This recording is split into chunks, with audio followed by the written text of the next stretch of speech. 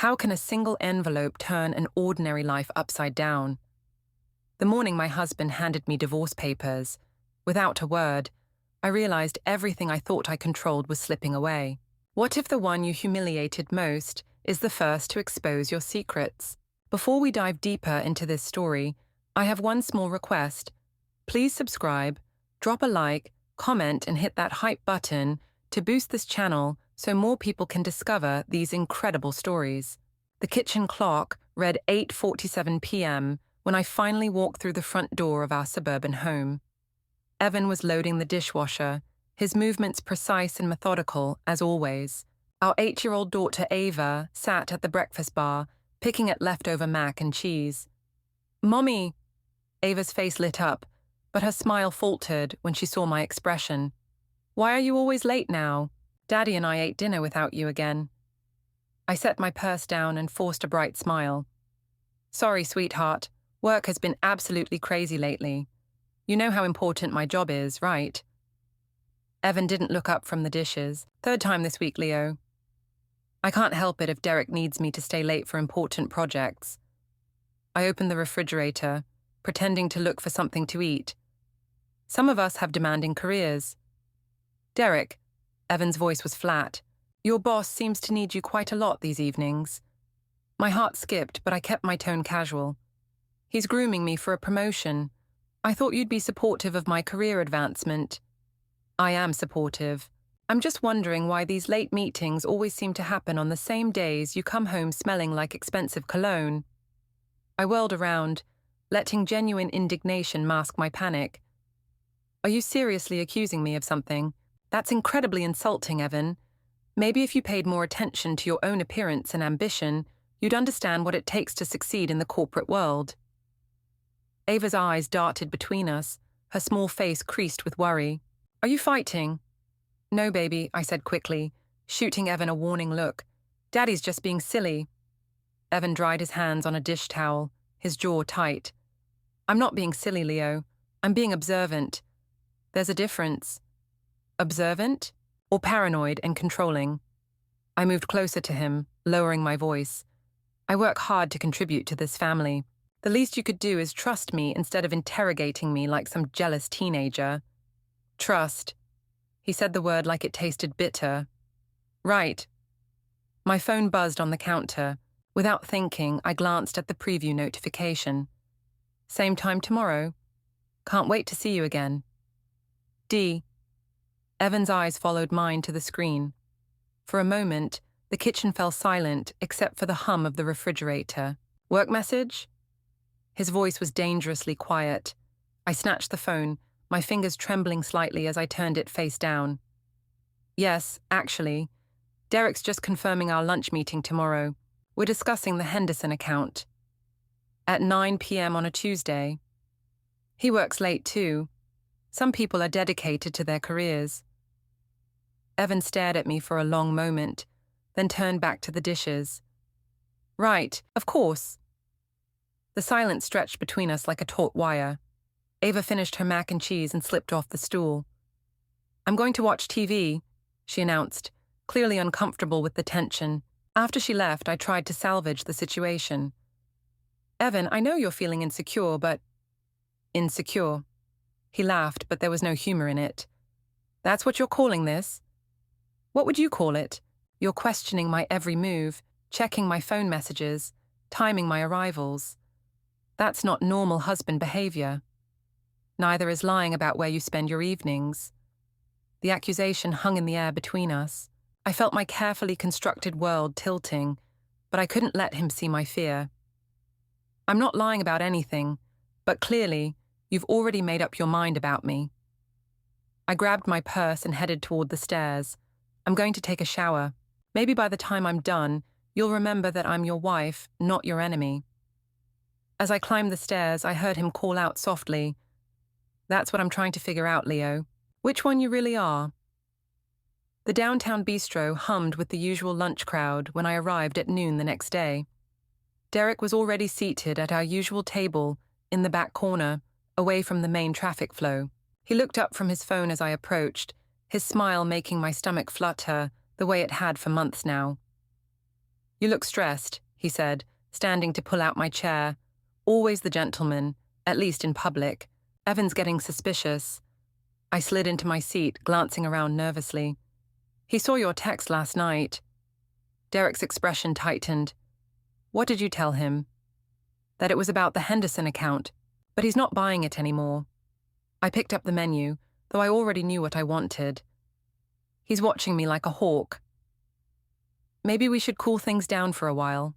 Derek's tone was casual, but I caught the hint of retreat in his voice. Cool things down. I leaned forward, keeping my voice low. Derek, what we have is special. You said so yourself. Are you going to let my paranoid husband ruin that? He reached across the table and briefly touched my hand. Of course not. I just think we need to be more careful. His phone rang, interrupting the moment. He glanced at the screen and his face went pale. Jillian, he said, showing me the caller ID. His wife. Don't answer it, I whispered, but he was already swiping to accept. Hey, honey, what's up? I watched his face as he listened, noting the way his jaw tightened with each passing second. No, I'm just having lunch with a colleague. Yes, Leo from HR. Of course it's work-related. My cheeks burned with humiliation. Just a colleague. After everything we'd shared, everything he'd whispered to me in stolen moments, I was still just a colleague. I'll be home by 6, he was saying. We can talk then. Love you too. He hung up and avoided my eyes. She's been asking questions. What kind of questions? About my schedule, my late meetings. She found a receipt from this place in my jacket pocket. My heart hammered against my ribs. What did you tell her? The truth, that I have business lunches here sometimes. He finally met my gaze. Leo, maybe this isn't the right time for us. My marriage. Your marriage. I couldn't keep the bitterness out of my voice. What about my marriage? What about what I'm risking for you? You're the one who said Evan was boring, that he didn't appreciate you. He doesn't, but that's not the point. I grabbed my phone and quickly typed a message to my sister Sophie. Having lunch with Derek, Evan's being completely paranoid and jealous. I can't deal with his insecurity anymore. Her response came back immediately. You deserve better than a husband who doesn't trust you. Derek sounds amazing compared to Mr. Accountant. I showed Derek the message. See, even my sister thinks Evan's being unreasonable. Derek didn't look convinced. He was scanning the restaurant and his expression suddenly changed. Leo, he said quietly, don't turn around, but there's a guy at the table behind you who's been watching us this whole time. He keeps taking pictures with his phone. My blood turned to ice. What does he look like? Tall, brown hair, glasses, wearing a blue button-down. I knew exactly who it was. James Morrison, one of Evan's colleagues from the accounting firm. They played golf together sometimes. We need to leave, I whispered, separately.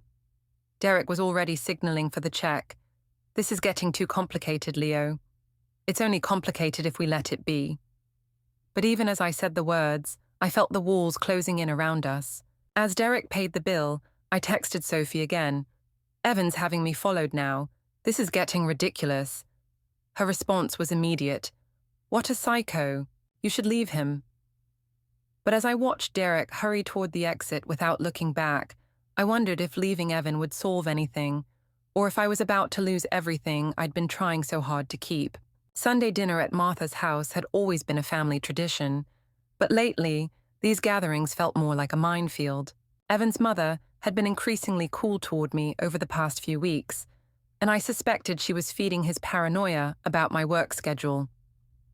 Leo, dear, Martha said as she passed the roast beef, you look tired. All those late nights at the office must be exhausting.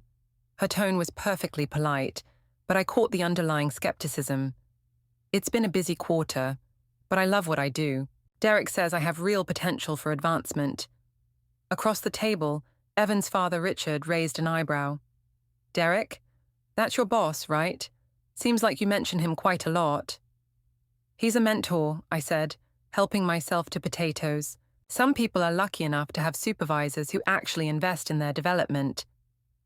I glanced at Evan, who was cutting his meat with mechanical precision. He'd barely spoken since we arrived, just sat there like a statue while his family made their little comments. "That's wonderful, dear," Martha said, "though I do worry about Ava. She mentioned that Mommy doesn't eat dinner with them very often anymore." Ava looked up from her plate, her young face serious. "Mommy's always working now, even on weekends sometimes."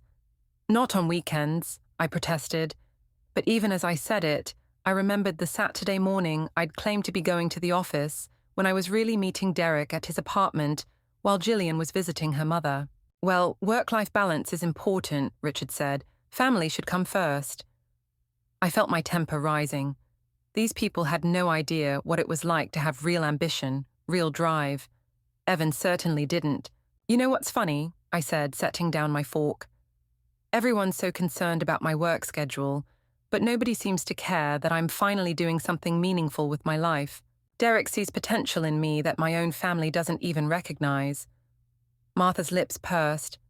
"I'm sure he does." The way she said it made my skin crawl. "What's that supposed to mean?" "Nothing, dear. I just think it's interesting how much this Derek person influences your life." "He doesn't influence my life. He respects my professional abilities." I looked around the table, feeling cornered and defensive. "You know, Derek has an MBA from Wharton. He's accomplished, successful, ambitious. He understands what it takes to excel in business." "Unlike some people?" Evan's voice was quiet, but there was an edge to it I'd never heard before. "I didn't say that." "You didn't have to." The table fell silent. Ava looked like she might cry. Martha was studying her plate intently, while Richard cleared his throat uncomfortably. "I think," I said, my voice getting louder, "that maybe some people in this family could stand to be a little more supportive of success instead of trying to tear it down out of jealousy." "Jealousy?" Evan finally looked at me directly. "Is that what you think this is?" "What else would you call it? You can't stand that someone finally recognizes my worth." "Your worth." He said it like he was tasting something unpleasant. "Right. Yes, my worth. Derek appreciates my intelligence, my creativity, my—" "Your availability?" The question hit like a slap. Around the table, I could feel everyone holding their breath. "What did you say?" Evan set down his knife and fork. I said, "Does Derek appreciate your availability? Because that seems to be what he requires most from you."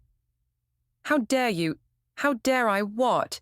Notice that my wife is never home? That she talks about her boss like he's some kind of savior? That she comes home smelling like another man's cologne?" "Evan," Martha said quietly, "maybe we should—" "No, Mom. I'm tired of pretending everything's fine." He stood up, his napkin falling to the floor. "I'm tired of being made to feel like I'm the problem, because I expect my wife to actually be present in our marriage." I felt all their eyes on me, judging, condemning. "You are the problem, Evan. You're boring, you're small-minded, and you're threatened by anyone who might actually challenge me intellectually." The words hung in the air like poison. Ava started to cry. "I think," Richard said, his voice stern, "that you owe this family an apology, Leo." "I don't owe anyone anything." I stood up, grabbing my purse, "especially not people who can't be happy for my success." As I headed for the door, I heard Evan say quietly, "I need to make a phone call. I'll be right back." He left his phone on the table, and as I passed it on my way out, the screen lit up with a new email notification. The subject line made my blood freeze. "Legal consultation summary. Brentwood case." Monday morning at the office felt different. Conversations seemed to stop when I walked by, and I caught several co-workers exchanging glances when they thought I wasn't looking. By noon, I was paranoid enough to corner my friend Maggie Lynn by the copy machine. "Is it just me, or is everyone acting weird today?" I asked, pretending to organize some papers. Maggie looked uncomfortable. "Leo, maybe you should talk to Derek about keeping things more professional." My stomach dropped. "What do you mean?" "People are talking. About you two. The long lunches. The closed-door meetings. The way you look at each other." She glanced around nervously. "Someone saw you at that bistro downtown. Multiple times. We have legitimate business lunches." I'm sure you do, but appearances matter, especially in HR. You know that. Before I could respond, my computer chimed with a new email.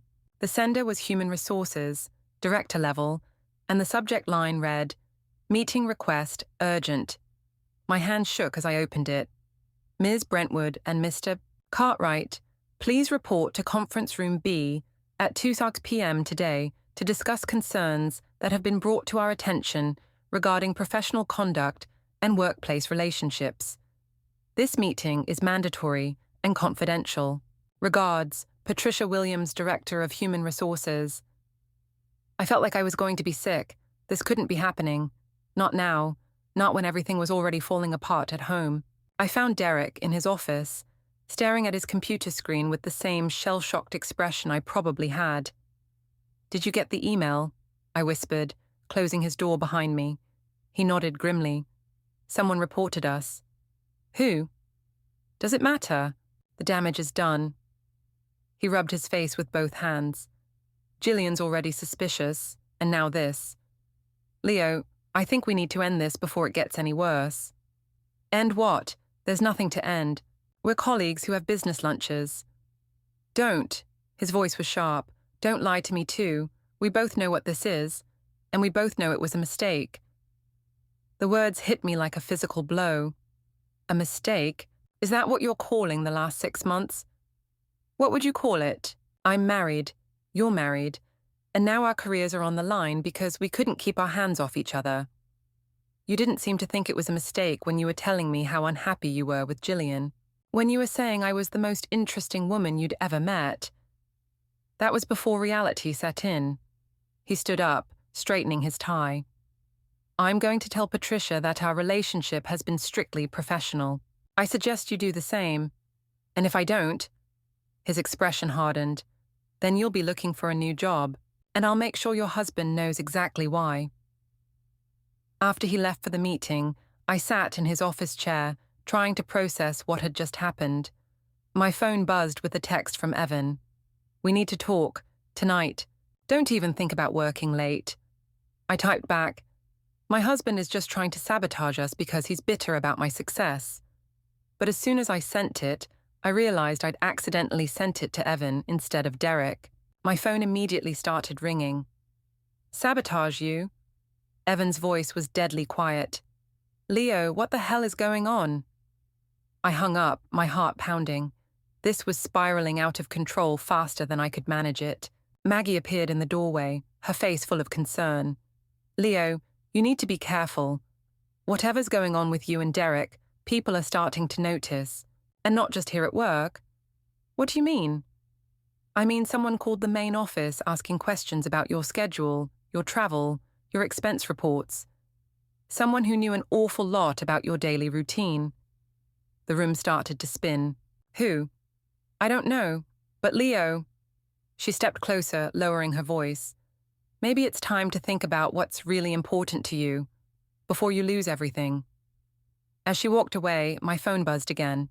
This time it was a message from Evan. We need to talk. Tonight.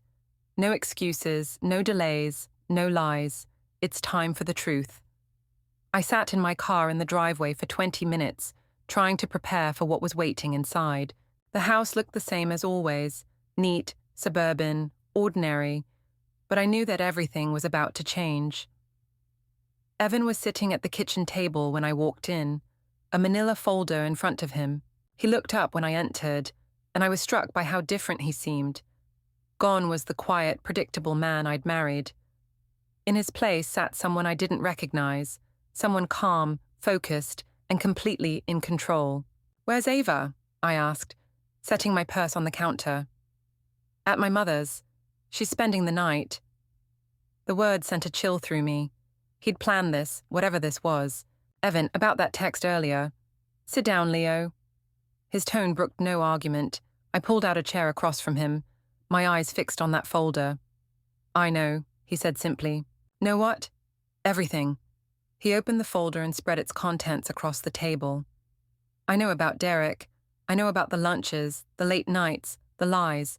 I know about the apartment on 5th Street where you spent 3 hours last Saturday while I thought you were at the office. My mouth went dry. Spread across the table were photographs. Me and Derek at the bistro, walking into his apartment building, sitting in his car in a parking garage. There were printouts of text messages, credit card statements, even a timeline of my activities over the past 3 months. You had me followed. My voice came out as a whisper. I hired a private investigator after I found the hotel receipt in your coat pocket. The one from the Marriott downtown. You know, the one you stayed at for 3 hours on a Tuesday afternoon while you were supposed to be in a client meeting. I stared at the evidence of my affair, laid out like a crime scene. Evan, I can explain. Explain what? How you've been lying to me for months. How you've been humiliating me in front of my family. How you've been risking our daughter's stability for some middle-aged married man who's already throwing you under the bus to save his own career. That's not... How do you know about that? Because I know everything, Leo. I know about the HR investigation. I know Derek's wife hired her own investigator. I know your affair partner is already distancing himself from you to protect his marriage. He pulled out another sheet of paper.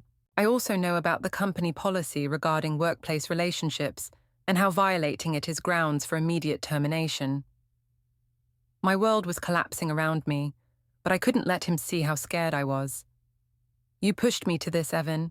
You're cold, you're boring, you never pay attention to me. Stop. His voice cut through my excuses like a blade. Just stop. I'm done listening to you blame me for your choices.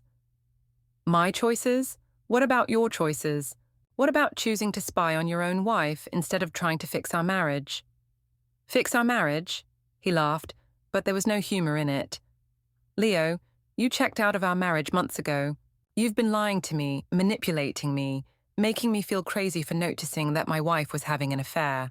You humiliated me in front of my family. You've confused and hurt our daughter, and you've destroyed any trust we might have rebuilt. I felt tears starting, the kind that had always worked on him before. Evan, please. I made mistakes, but we can work through this. I love you. No, you don't. You love the idea of having it all. The stable husband, the exciting affair, the perfect life where everyone caters to your needs. He started gathering the papers, but that's over now. What do you mean? From upstairs came the sound of Ava crying. We both looked toward the ceiling. She heard us fighting, I said. She's not here, Leo. That's the baby monitor from next door. He pointed to the small device on the counter. You don't even know your own daughter's cry anymore. The observation hit me like a physical blow. When had I stopped paying attention to these details? When had I become so focused on Derek that I'd lost track of my own child? Evan, I know I've made mistakes, but... The doorbell rang, cutting me off. We both froze. Are you expecting someone? I asked. In a manner of speaking. He walked to the front door, and I heard him talking quietly to someone. When he returned, he was carrying a large envelope. What is that? Your copy, he said, setting it in front of me. I thought you should have it before the lawyers call tomorrow. My hands shook as I opened the envelope. The first document made my vision blur. Petition for dissolution of marriage. You're divorcing me. I'm divorcing you. Evan, please, we can go to counseling. We can... Read page 3. I flipped through the papers with trembling fingers. Page 3 contained a detailed custody proposal. Evan was requesting primary custody of Ava, with supervised visitation for me, until I completed counseling and demonstrated stability. You can't take my daughter away from me. I'm not taking her away. I'm protecting her from the chaos you've created. He sat back down, his expression sad but resolute. Leo, look at yourself. Really look. When's the last time you helped Ava with her homework? When's the last time you tucked her in? When's the last time you put her needs before your own wants? I wanted to argue, but the words wouldn't come, because he was right, and we both knew it. I can change, I whispered. Maybe you can. I hope you do, for Ava's sake. But I'm done being collateral damage in your journey of self-discovery. As I sat there staring at the divorce papers, I realized that everything I thought I'd been so clever about, every lie I thought I'd gotten away with, had been building to this moment. The man I'd dismissed as boring and predictable had outmaneuvered me completely, and for the first time in months, I had no idea what to do next. The law office of Jacobs and Meyer occupied the 15th floor of a downtown high-rise, all glass and chrome and intimidation. I sat in the waiting area, my lawyer beside me, watching Evan through the conference room windows as he calmly reviewed documents with his attorney. Mrs. Brentwood, my lawyer, Janet Pierce, said quietly, "I have to be honest with you. Your husband has built an extremely strong case. The evidence of the affair is overwhelming, and combined with the workplace conduct investigation, it paints a picture of someone whose judgment is seriously compromised." "It was just an affair," I said. "People have affairs all the time. It doesn't make me an unfit mother." "It's not just the affair, it's the pattern of deception, the financial irregularities." "What financial irregularities?" Janet flipped through her notes. "The credit cards you opened without your husband's knowledge, the cash advances, the hotel charges, restaurant bills, gifts purchased for someone other than your family. You spent over $8,000 on this relationship in 3 months." I felt sick. I hadn't realized it had added up to so much. "And then there's the work situation," she continued. "Your company's HR investigation concluded that you violated multiple policies regarding workplace relationships and professional conduct. You're being terminated, effective immediately." "They can't do that." "They can, and they did. Your affair partner, Derek Cartwright, provided a statement claiming you initiated and pursued the relationship despite his attempts to maintain professional boundaries." The betrayal hit me like a physical blow. "He's lying." "Perhaps, but his wife is standing by him, and he's keeping his job. You're not." Janet closed her file. "Mrs. Brentwood, I strongly recommend you consider accepting your husband's settlement offer. Fighting this in court will be expensive, public, and based on the evidence, unlikely to succeed." Through the glass, I watched Evan's lawyer slide a document across the table to him. He signed it without hesitation, his movements calm and decisive. "What's he signing?" "Probably the final custody agreement. He's also requested that all joint accounts be frozen, pending the divorce settlement, and that you be required to undergo psychological evaluation before any unsupervised visits with your daughter." The room started to spin. Psychological evaluation?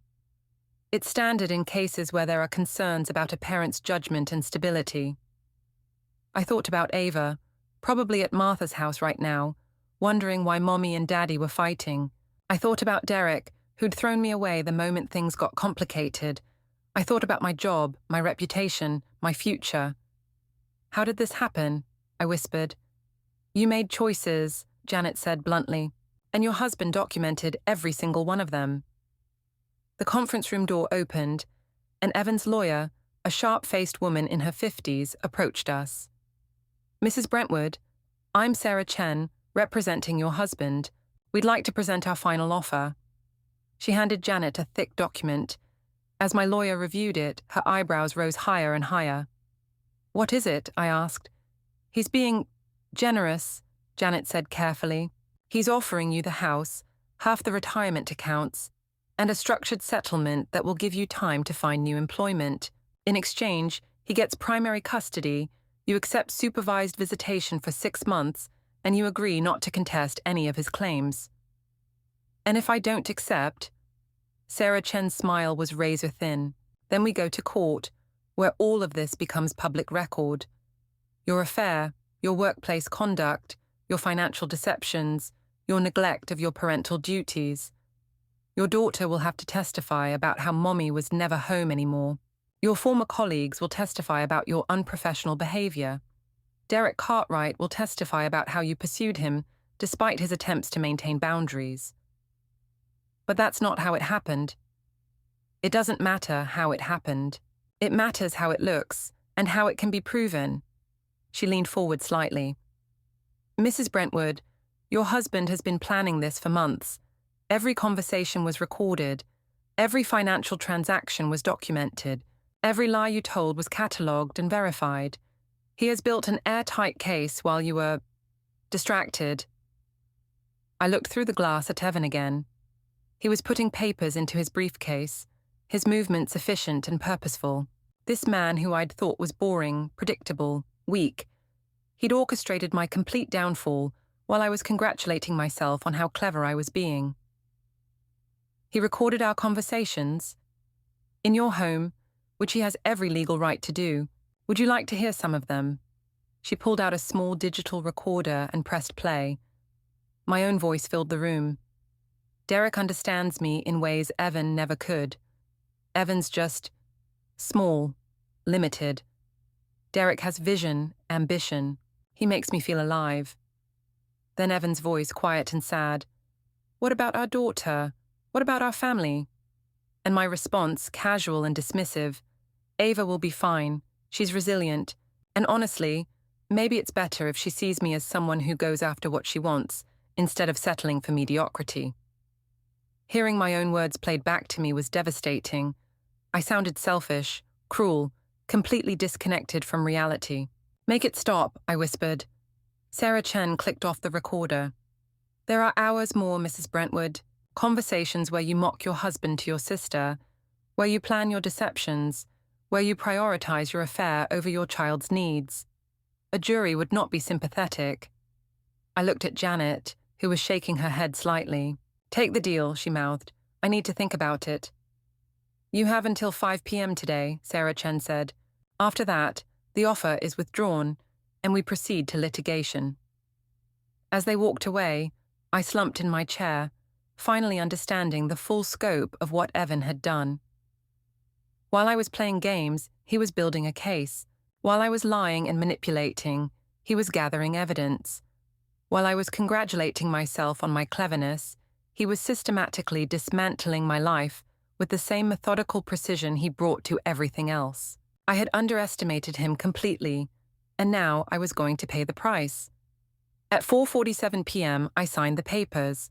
3 months later, I sat in my empty house, the house Evan had let me keep out of what I now recognized as pity rather than generosity, waiting for my supervised visit with Ava. The divorce was final, my reputation was destroyed, and I was working part-time at a small non-profit for a third of my former salary. Derek had moved to another city with his wife, their marriage apparently stronger than ever after surviving his brief lapse in judgment. My sister Sophie had stopped returning my calls after she realized that supporting my affair had made her complicit in destroying a family. Even Maggie Lynn crossed the street when she saw me at the grocery store. The doorbell rang, and I opened it to find Evan standing there with Ava. Our daughter looked happy and healthy, but she held her father's hand tightly and didn't immediately run to hug me like she used to. 2 hours, Evan said quietly. The supervisor will be here at 6. As they walked up the path, I heard Ava ask, Daddy, why does someone have to watch me and Mommy? Evan's response was gentle but honest. Because Mommy made some choices that hurt people, sweetheart. And sometimes when people make bad choices, they have to prove they've learned from them before things can go back to normal. Will things ever go back to normal? I don't know, Ava. That's up to Mommy now. As I watched them walk away, I finally understood what I had lost. Not just a marriage, not just a job, but the trust and respect of everyone who had ever mattered to me. And the worst part was, I had no one to blame but myself. The man I had dismissed as boring and predictable had taught me the most devastating lesson of my life. Actions have consequences, and sometimes those consequences are exactly what you deserve.